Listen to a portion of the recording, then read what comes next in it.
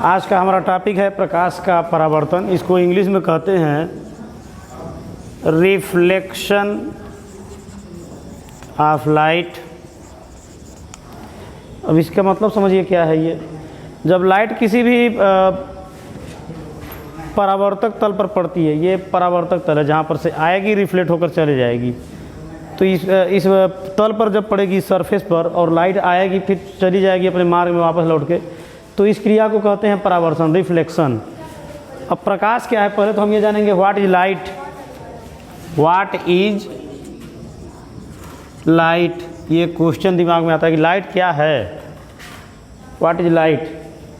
Light is a form of energy. आप लोग छोटे रहे होंगे, थोड़ा सा छोटे क्लासों में तो पढ़े होंगे। It is a form of energy. प्रकाश जो है ऊर्जा का एक रूप है। प्रकाश क्या है, ऊर्जा का एक रूप है। अब प्रकाश का ऊर्जा जो है अब कई रूपों में बदलता रहता है। जैसे सूर्य से निकलने वाली प्रकाशिक ऊर्जा को हम लोग इलेक्ट्रिक एनर्जी में चेंज कर देते हैं। जैसे सोलर पैनल आता है। सोलर पैनल होते हैं काले कलर के या भूरे कलर के, ब्राउन कलर के होते हैं, जिससे हम लोग बैटरी वगैरह चार्ज कर लेते हैं। तो सोलर पैनल मान लीजिए किसी के छत पे लगा हुआ है, ये पैनल है।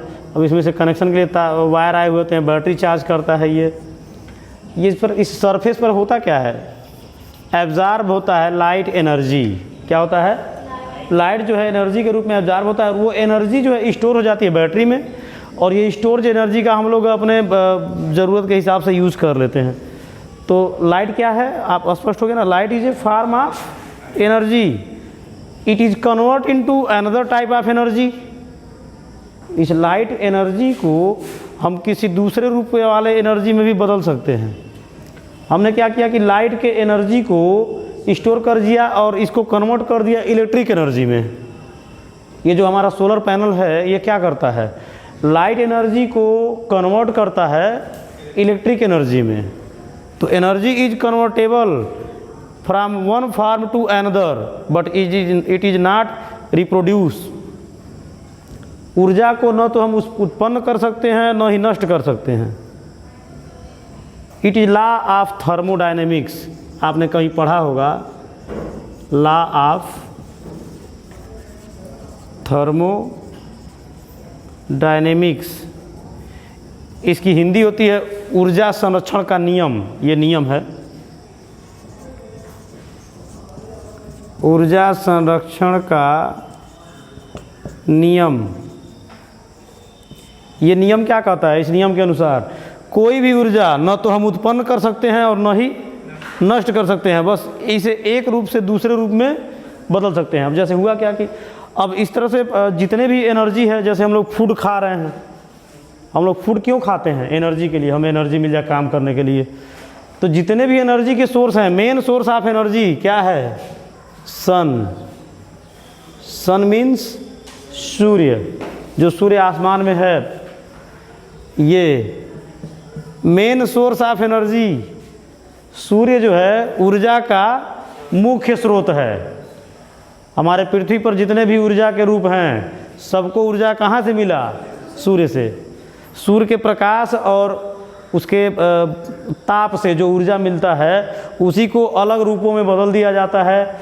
अब जैसे हमारे वहाँ बिजली आ रही है, अगर हमें जानना ये है कि बिजली जो है एनर्जी है, जिसे हम बल्ब जलाते हैं, फैन चलाते हैं, जो भी है, टीवी चलाते हैं, तो ये ऊर्जा उत्पन्न कहाँ से हुई, बनी कैसे।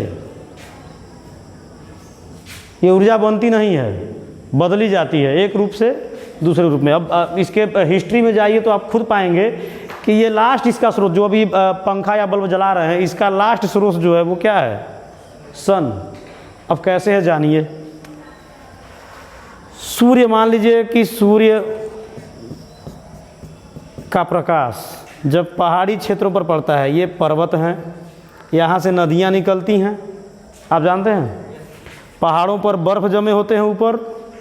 जब सूर्य की उष्मा हीट जब इस बर्फ़ पर पड़ती है, तो ये बर्फ़ क्या होते हैं, पिघलते हैं। पिघल करके ये नदियाँ बनती हैं। ये नदियों में जल प्रवाह होता है, फ्लो ऑफ वाटर। और ये वाटर फ्लो जो आता है नदियों में, तो नदियों में बांध बनता है, बहुत बड़ा बड़ा बांध जिसको कहते हैं डैम। अब ये बांध बना दिया जाता है खूब बड़े बड़े, इन बांध पर से बड़े बड़े झरने गिराए जाते हैं, झरने। इन झरनों पर टरबाइन लगा दिया जाता है। टरबाइन पर जब झरना गिरता है तो ये टरबाइन घूमता है, ये एक जनरेटर का रूप होता है turbine. Turbine is a form of generator. अब ये जब पहिया घूमता है तो इससे इलेक्ट्रिसिटी उत्पन्न होती है। तो इलेक्ट्रिसिटी उत्पन्न का मेन स्रोत क्या है? सन। और वो इलेक्ट्रिसिटी हम लोग कन्वर्ट कर देते हैं मोशन में, मोशन एनर्जी। अब देखिए एनर्जी के कई रूप, अभी और भी हम आपको डीपली समझाते हैं। जैसे मान लीजिए हमको मोटर घुमाना है, फ़ैन, जो फ़ैन हम चला रहे हैं, अभी ये फ़ैन है, ये मान लीजिए कोई फ़ैन है, इसको घूमना है। इसमें क्या करते हैं कि दो तार होते हैं, दोनों तारों को हम लोग इलेक्ट्रिक बोर्ड से कनेक्ट कर देते हैं। कनेक्ट करते ही ये फ़ैन क्या होता है? घूमने लगता है। तो इसमें कौन सी एनर्जी किस एनर्जी में चेंज हुई? कौन सी ऊर्जा किस ऊर्जा में बदल गई? ध्यान दीजिए, जो ऊर्जा आपके बोर्ड में है, ये बोर्ड का स्विच है, ये प्लग है जिसमें आप अपना लगाएंगे पंखे का प्लग, ये प्लग पॉइंट है बोर्ड का, ये इलेक्ट्रिक बोर्ड है, ये स्विच है, ये प्लग पॉइंट है, इसमें आपने प्लग लगाया और ये वायर आया हुआ है और ये पंखे में कनेक्ट है। तो क्या कर रहे हैं आप?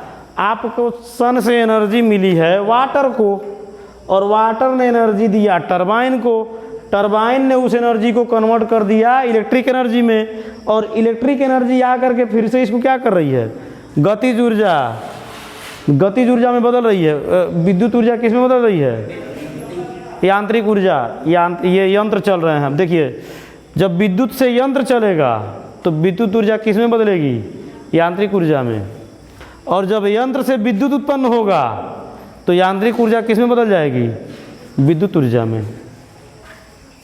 अब इसका उल्टा ध्यान दीजिए, आपने सुना होगा कि जनरेटर होता है।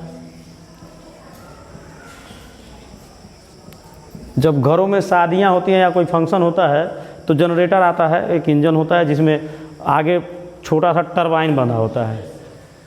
तो उसमें करते क्या है, डीजल डाल देते हैं और हैंडल स्टार्ट करते हैं और वो तुरंत इलेक्ट्रिसिटी आने लगती है उसमें से। तो करते क्या उसमें हम लोग, अब देखिए ये तो जनरेटर हो गया, और एक होता है मोटर। इन दोनों का स्ट्रक्चर एक दूसरे से बिल्कुल डिफरेंट होता है। अब जनरेटर मोटर का बिल्कुल अपोजिट होता है और मोटर जनरेटर का बिल्कुल अपोजिट होता है। कैसे होता है समझिए। जनरेटर में क्या करते हैं हम लोग, पहले डीजल डाला और हमने उसमें हैंडल घुमाया और उसमें हमने क्या किया, यंत्र जो है उसका जो सिस्टम है उसको घुमा दिया। अब वो बार बार घूमेगा, क्या करेगा, वो घूमेगा। तो उसमें मशीन घूम रहा है, मैकेनिकल एनर्जी है वो। जब मशीन घूमेगा तो कौन सी एनर्जी है? Mechanical energy. मैकेनिकल एनर्जी को अंग्रेजी में क्या कहते हैं, हिंदी में क्या कहते हैं उसको, मैकेनिकल एनर्जी को यांत्रिक ऊर्जा। ध्यान दीजिए, मैकेनिकल एनर्जी, मैकेनिकल एनर्जी। जब कोई भी मशीन स्टार्ट होता है तो उसमें कौन सी एनर्जी निकलती है? Mechanical energy. अब ये मैकेनिकल एनर्जी जो है चेंज हो जा रही है किसमें? इलेक्ट्रिक एनर्जी में, जो क्योंकि वो जनरेटर हमें इलेक्ट्रिक दे रहा है। वो मैकेनिकल एनर्जी बार बार मशीन घूम रहा है तो मैकेनिकल एनर्जी है, और वो मैकेनिकल एनर्जी चेंज होकर के हमको किस रूप में मिल रहा है? इलेक्ट्रिक रूप में। अब हम उस इलेक्ट्रिक को मोटर में घुसा रहे हैं। ये मोटर है, पंखा है, फैन, इसमें हमने जैसे ही इलेक्ट्रिकल एनर्जी डाला ये घूमने लगा। तो इलेक्ट्रिकल एनर्जी को ये किस में चेंज कर रहा है? मैकेनिकल में। अब समझ में आया?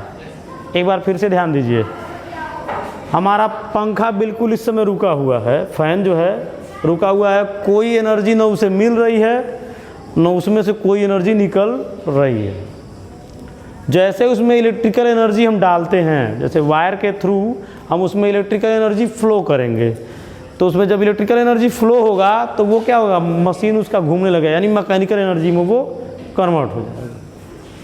तो पंखा क्या करता है, इलेक्ट्रिकल एनर्जी को मैकेनिकल एनर्जी में कन्वर्ट करता है।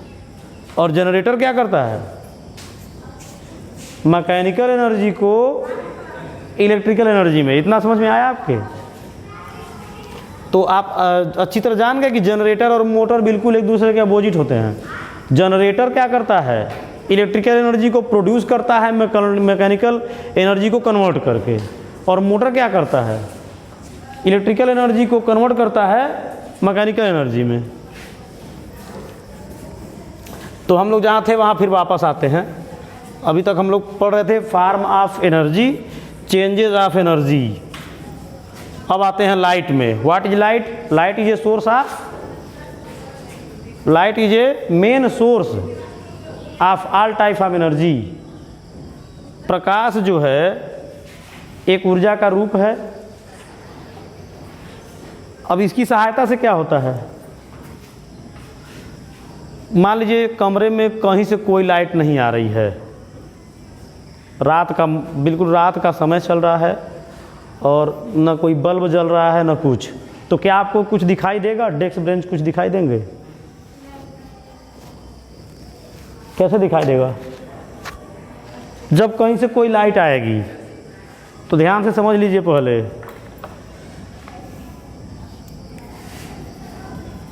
Light is a form of energy which help us to see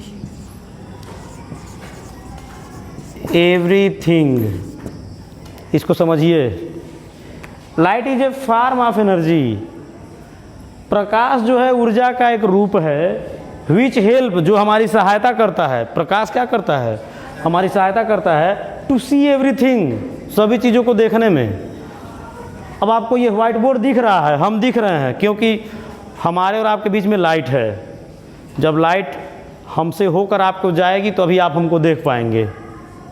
बीच में हमारे और आपके बीच में दीवार हो जाए तो लाइट तो हमारे ऊपर आ ही रही है, आपके ऊपर भी जा रही है, लेकिन जो हमारे ऊपर लाइट आ रही है वो रिफ्लेक्ट होकर के दीवार पर पड़ रही है, आप तक नहीं जा रही है। इसलिए आप हमको देख, अब आप दीवार के उस पार क्यों नहीं देख पा रहे हैं?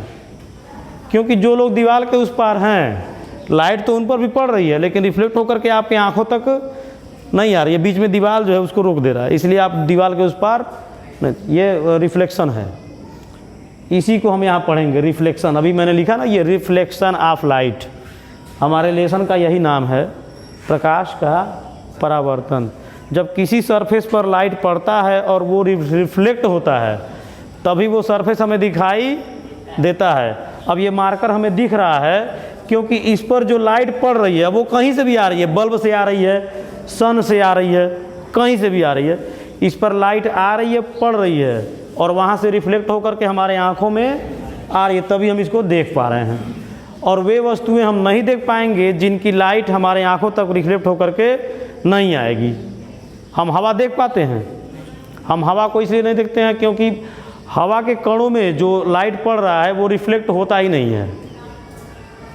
क्यों नहीं रिफ्लेक्ट होता है?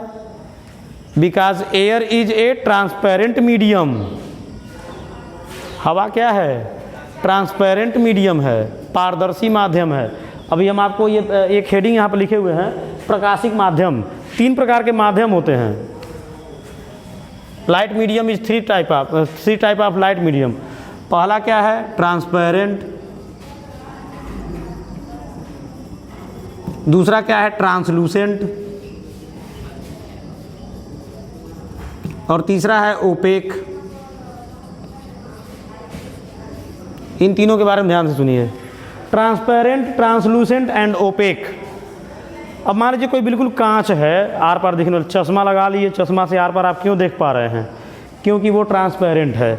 जितने भी लाइट आ रहे हैं उसमें से सारे लाइट जब आर पार होकर गुजर जाएंगे तो वो कौन सा मीडियम है? ट्रांसपेरेंट।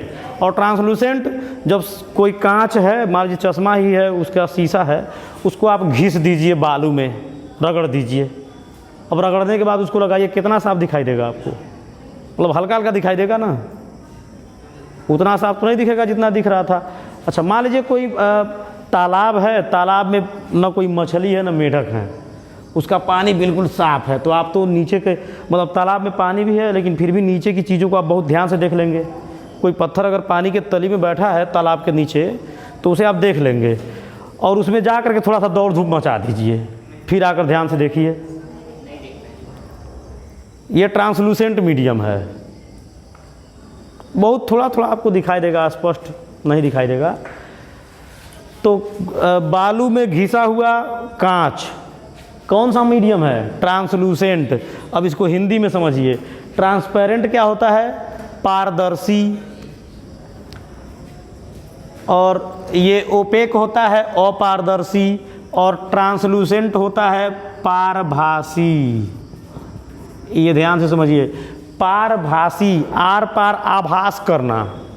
जब आप आभास करेंगे, जैसे मान लीजिए घिसा हुआ चश्मा लगा लेंगे तो आपको आभास होगा कि कोई यार अभी चश्मा लगा के बारिश में चल रहे हैं, सारा बारिश का पानी जम रहा है, साफ़ नहीं कर रहे हैं, तो आप आभास कर सकते हैं थोड़ा थोड़ा कि कोई आ रहा होगा, मतलब कुछ अंधेरा दिखेगा ही। ये ट्रांसलूसेंट है। तो ये 3 प्रकार के माध्यम होते हैं। हमारे और आपके बीच में हवा है, तो हम आपको साफ देख पा रहे हैं, तो हवा कौन सा माध्यम हो गया? ट्रांसपेरेंट। अभी धुआं, हमारे और आपके बीच में खूब धुआं कर दिया जाए तो हम आपको बहुत साफ तो नहीं देख पाएंगे, तो धुआं कौन सा माध्यम हो जाएगा? ट्रांसलूसेंट। और हमारे आपके बीच में दीवार खड़ी कर दी जाए, हम आपको देख पाएंगे? बिल्कुल नहीं। कौन सा माध्यम है? ओपेक। ओपेक। समझ में आ गया?